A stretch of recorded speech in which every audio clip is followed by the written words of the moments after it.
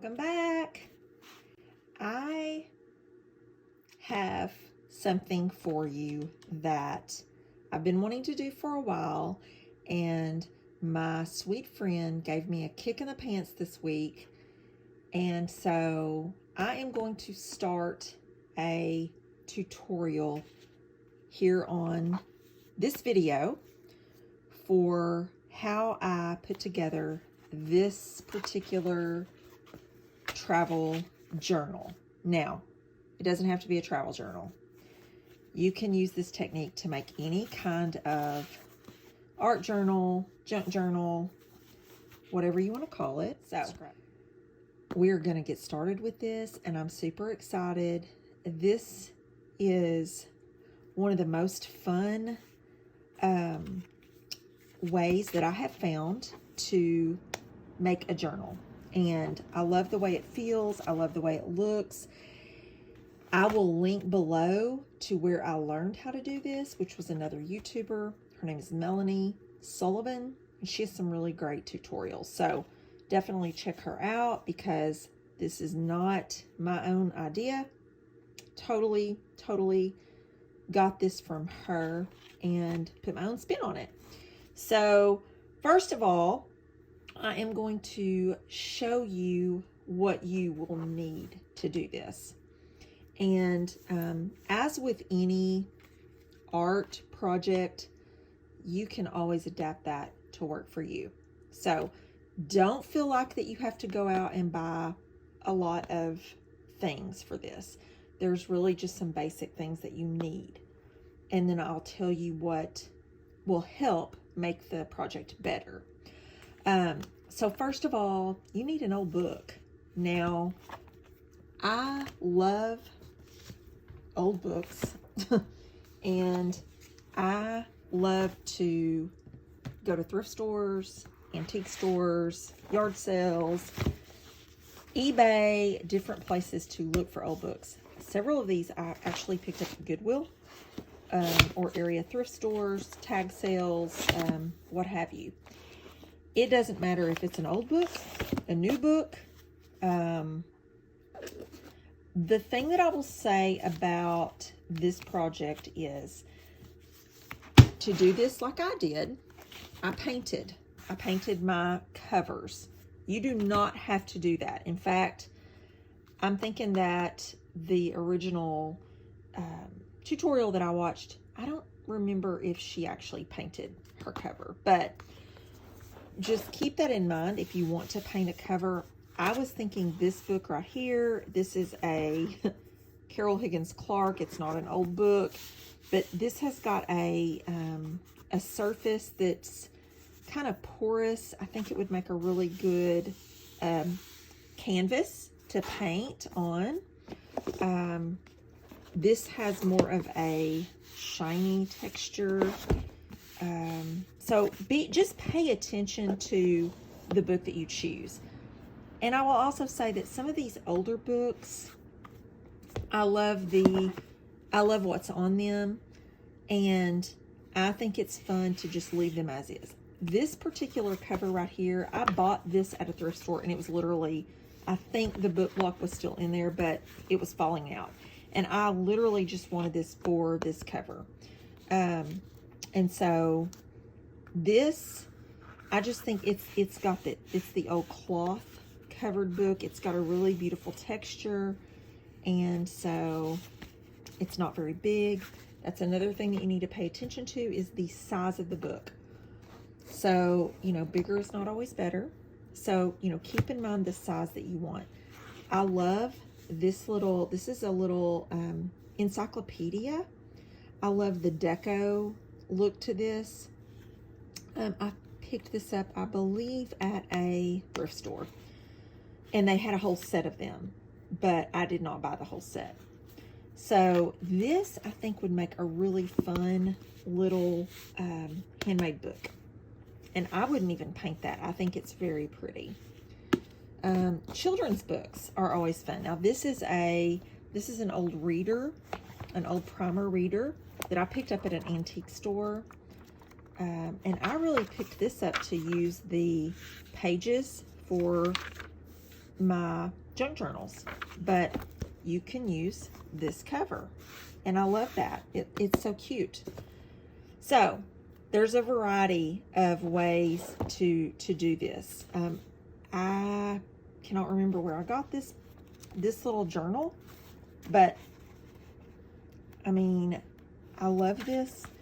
It would be really hard for me to take this apart, but you can also use these pages. Ledger pages are really nice for the inside of your journal. So I just wanted to show you some of the different books that I have. This is not all of them. I have tried really, really hard to stop buying books because I live in 500 square feet and I don't have space, but it's really hard when you see one to not pick it up. I picked this one up at a thrift store recently because I thought the color was so pretty. I love the color of this book. I thought it would make a nice background. You could make this, leave this plain because it is plain and take that off and it would make a nice book. This says $5. I don't think I paid $5 for it. So watch thrift stores. There's a lot of places that will have dollar days or different ways to buy books a lot cheaper than what they could be. So that's the first thing that you need to start this journal is a book cover. The second thing that you need for this particular book that I made is canvas paper. Now, you don't have to go out and buy this. This is a Hobby Lobby brand. You can see that the price on here was $8.99. I think I got this for half off. A lot of times their stuff will be half off, so I always watch for that. You can see here's one that I started. This is really, really strong canvas paper. Another option that you have is fabric. Use some fabric that you have. You could use a pair of old jeans and use the denim to make this. You could perhaps find a old canvas painting at a thrift store and use the actual canvas. There, again, are so many options for what you can use this soft spine fabric. What you want to keep in mind is that it needs to be durable because you're going to sew through it, you're going to sew it together, and it's going to be a spine that's going to get a lot of wear. So you want it to be something that doesn't tear real easily. So just keep that in mind when you are picking out your fabric. But I picked up, actually, I have this, I think this is a 9x12. Yeah, this is a 9x12 pad. And I also have a larger one. And I'll show you. I have actually, these are some that I have painted and used. It's kind of therapeutic to kind of figure out what you want on your spine. I painted these, I painted this one black and then did my little rainbows. I have an idea for this. And so just remember that to do this project with the canvas paper, I double it. So whatever thickness you want your spine, you want to paint a surface area that is twice that much, if that makes sense. So this right here is actually, if you could either make a really small, narrow spine book, or I could sew another piece to this and use it. The reason that you want to double it over is because your spine inside your book, between your signatures of your book, and I'll explain that, you're going to be able to see your spine in there. So it makes it nice, makes it decorative to have that showing inside your book. So you need your book for your book front and back, and you need your spine material, which I've used this. The next thing that you're going to need are some tools. And this may be something that you don't have on hand, that you may need to either find and purchase, or you may be able to figure out a way to make do. Now, from my scrapbooking days and my earlier days of mixed media, I have this Crop-a-dile, and this is a heavy-duty hole punch eyelet setter. It does a lot of different things. So brad setter. So that's why I had this. Originally was for setting eyelets, but this also has 2 different sizes of hole punches, and they are really strong. Now, you may, depending on the thickness of your book cover, you might be able to get by with just a regular paper hole punch, but it will probably be tough to punch through like you need to in these covers. So my other options for you besides purchasing a heavy-duty hole punch like this would be an ice pick, maybe. I have this awl, and I'm going to talk about this in just a minute. You know, if you have an awl like this, you can punch through.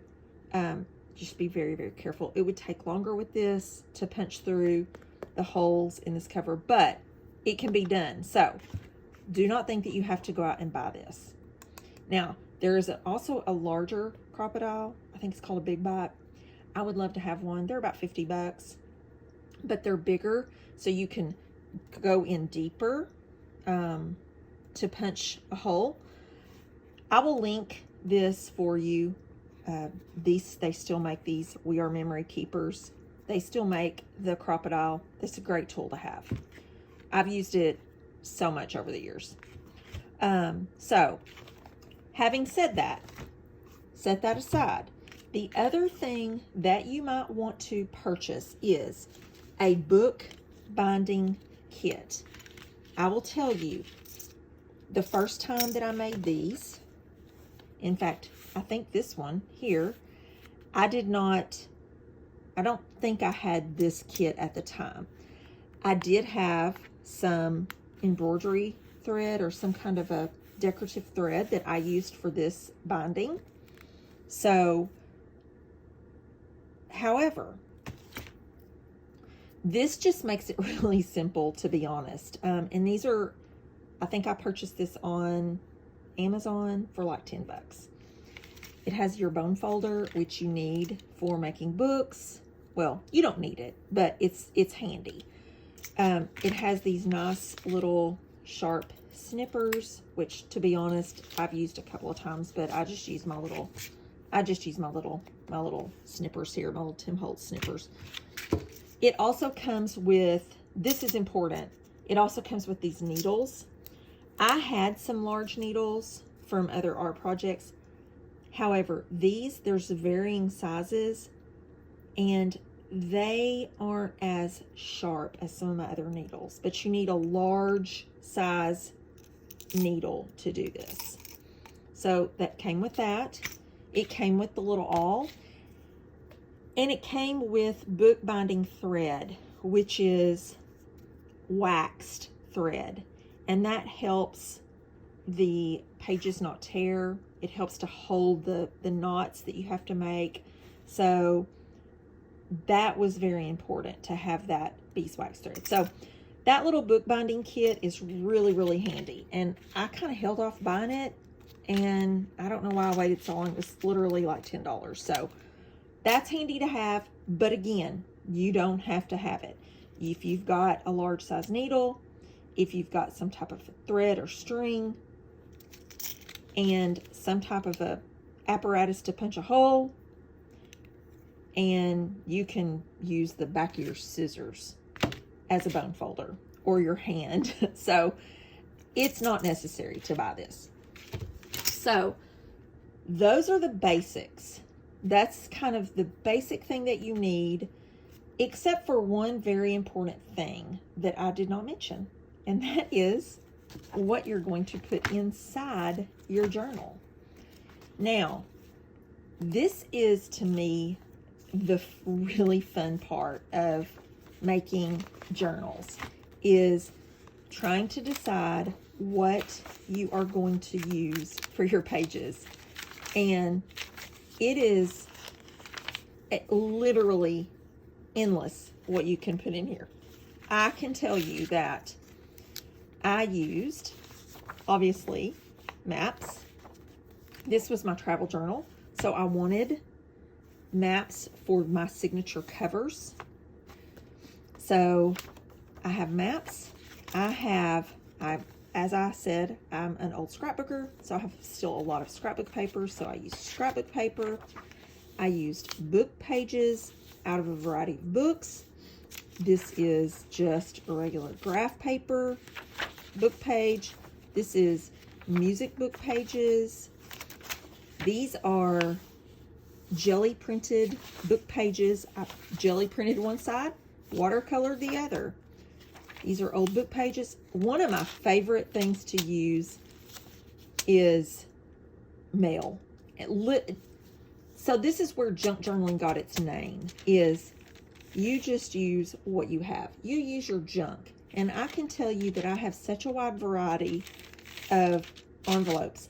For my scrapbooking days, I loved the patterns, the different patterns on the inside of envelopes. So I have a collection of those, but they're fun. There's a little paper doll I made. So you can see that there is just an endless supply of things that you can use for your signature pages, your signatures, your book pages.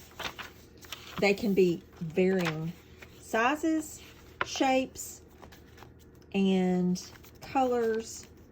So that is very important, and that's something you need to kind of organize and figure out how many you want, and that will help you determine the size of your spine that you're going to put together.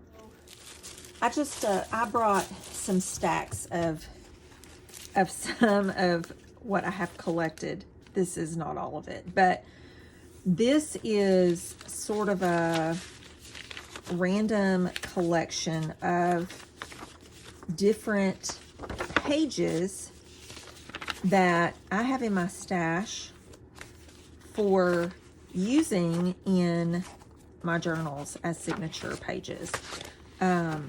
I actually coffee dyed some paper.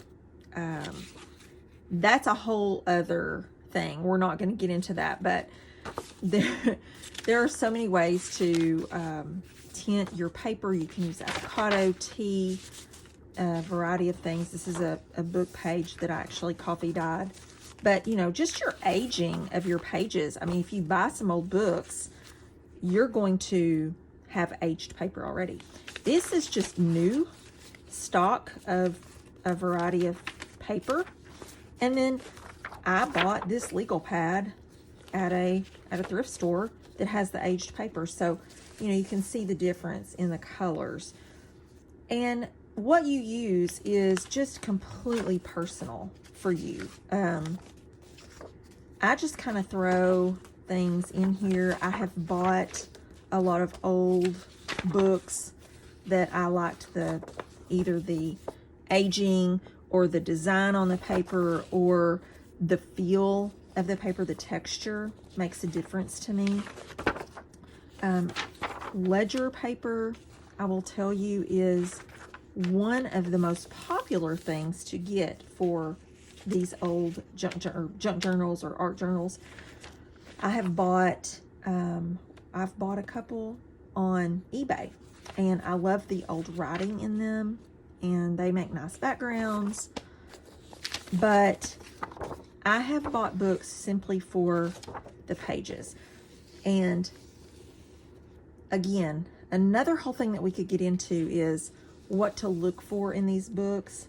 For example, this particular book was a atlas book, World Atlas, and I wanted to keep these pages intact from the signature. So this is the page, and I found the middle of the signature where they were sewn together, and I clip, which is a great way you could use these little nippers is to clip the little strings that they used to sew it together and take it out so you have this full page.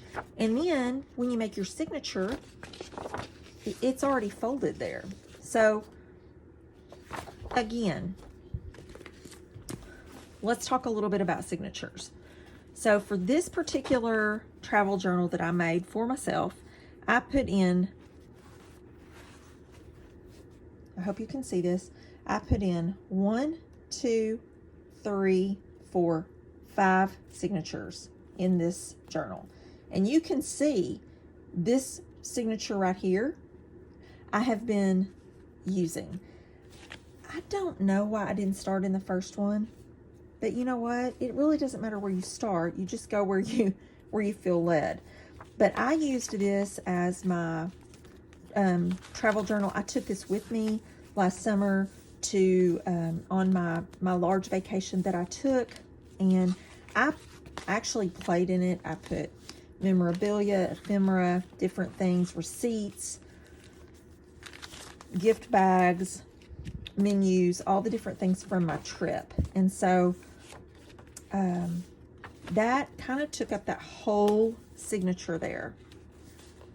So that signature was 1, 2, 3, 4, 5, 6, 7 pieces of paper. So I used 7 pieces of paper laid down like this. Whenever I folded it, it made it 14 pages, right? Does that make sense? I hope so. So whenever you're looking at some of these books, that's one thing you need to look for. If you want to try to, and you can always just tear out the page and just use it like this, which I do a lot, but it is kind of fun. And I did that with this travel journal and with the one that I made for my friend. That the flip through of that one is actually on my channel. I will try to link to that. But I wanted these maps to be upright. I didn't want them to be turned to the side. And had I torn that out, it would have been to the side. Now, that's just my OCD-ness. You can do it however you want it. So I actually took several of these out like this, so I could use them for my covers that way. Now, you can see, though, that this one is actually turned. The orientation of it is different, so that actually would be cool to use that way. So, again, it's all personal preference, and part of the fun of doing this is just playing around to see what style you like and see how you would like to do that. This is a songbook that I bought, and it was stapled, so that was real easy to take apart. So, I hope that helps. This is another, this was a gardening book that I bought to use for journaling. This little book, I don't know if it's in here anywhere. This little book I've enjoyed using. It's a little day planner, old day planner.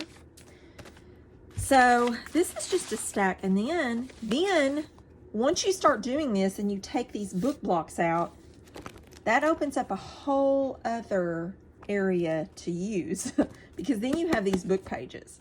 I just wanted to give you one more option.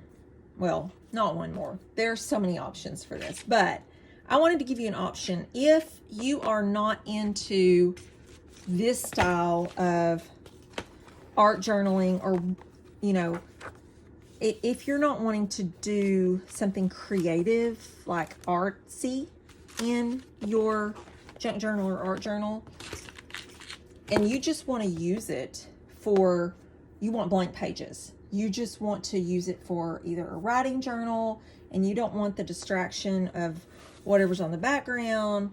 You don't want to have to put any other work into your journal. Just like, you know, just like you would go to the store and buy a blank book.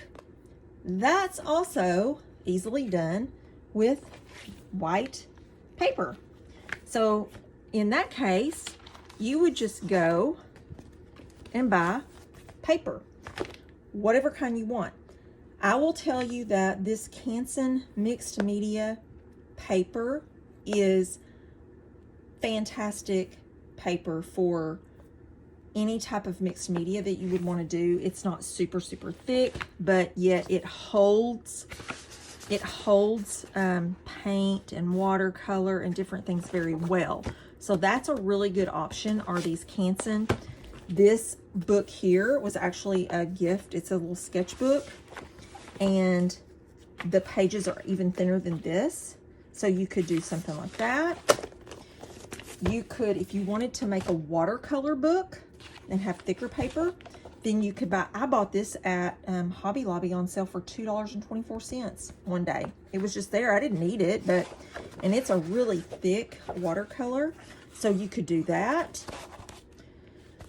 You could use notebook paper, graph paper, whatever style of paper that you want. You don't have to use the different styles of paper, different sizes, different shapes, painted. Don't let that overwhelm you. This is my art journal that I'm using right now. I left the spine intact, and it's an old Reader's Digest condensed book, and you can see I have used it a lot, and it has 1, 2, 3, 4. It has 5 signatures in it as well. Probably one too many, to be honest, because I still have one more signature in here that's not been used. So it's going to be a nice chunky guy for sure. So I just wanted to say that paper is whatever you want it to be. If you wanted to just have blank pages, you might even put a variety of different blank paper in there. Having said that about the size of paper and the size of your book, I will say that you will want to measure, especially if you're going to go buy a pad of paper to use for this, or if you're thinking about some books that you have that you want to take the pages out of and you want to think about what sizes they're going to be. Not a lot of math. I'm not a math genius, but you will want to think about the size of your book. So I'm just going to show you this example. So both of these are new books. They're both very inexpensive. This is the one that I'm going to demo for us on this video tutorial. But I had thought about this one, and I actually bought this thinking, oh, I love the color. I love bright. I thought that would be a fun cover. However, when you measure this, it's 9.5 inches tall. So when thinking about paper, that's something to keep in mind, is that if your book is 9.5 inches tall, you need to be sure that whatever you buy is going to fit in there. And you're going to want a little bit smaller, obviously, because you don't want it, well, let me take that back. You can have pages sticking out of this book. But if you want it to be a book that you can set up on a shelf and not bend anything sticking out of it, you're going to want it to be just a smidge smaller than the book. So, for instance, this pad of paper, see, is 9 by 12. So that 9 inches is actually perfect for this size of book. So that's 9.5, and then the inside is going to be about 6. So take that into consideration when you are thinking about your book size, because then when you're thinking about 6, that's actually 12. So because your papers that you're making your signatures are actually this double size of that. So to be honest, this little canvas pad of paper, and I did not plan this out, this was just the last one before I put it up. This would actually be a perfect size book if you wanted to make a uniform journal with a pad of paper like this. So something to keep in mind.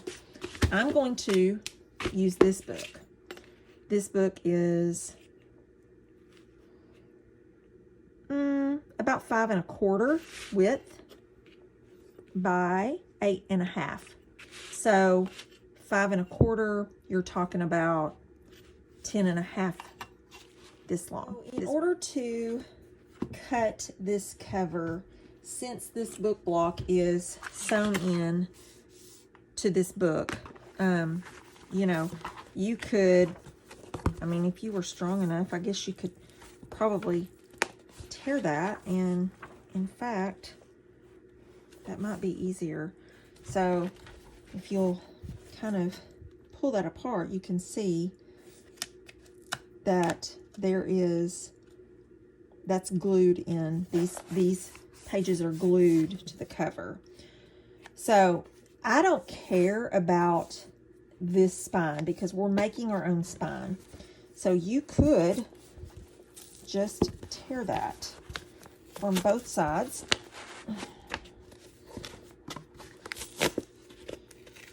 And take that block out. So there's the book block. And you can see all that heavy glue on there. Not sewn. So now we have our cover. So what I'm going to do is, you can feel this hard book board here and then where it meets this paper. So I'm going to take a straight edge, this ruler, and I'm going to line that up as best I can. And right next to that, I can kind of push that up in there. And I'm going to take a craft knife.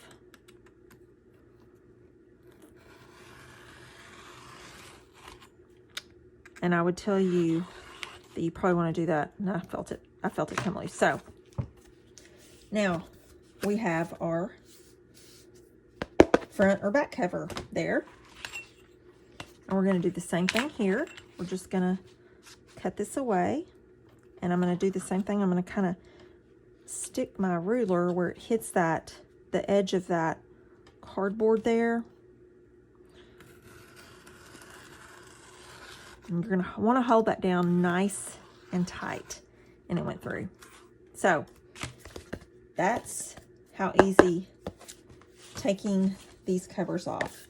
So now I have a front and back cover, and I can tell you, I don't know which is which, and it doesn't matter because there's nothing on these, which is kind of what I wanted, to be honest. So here's the book spine.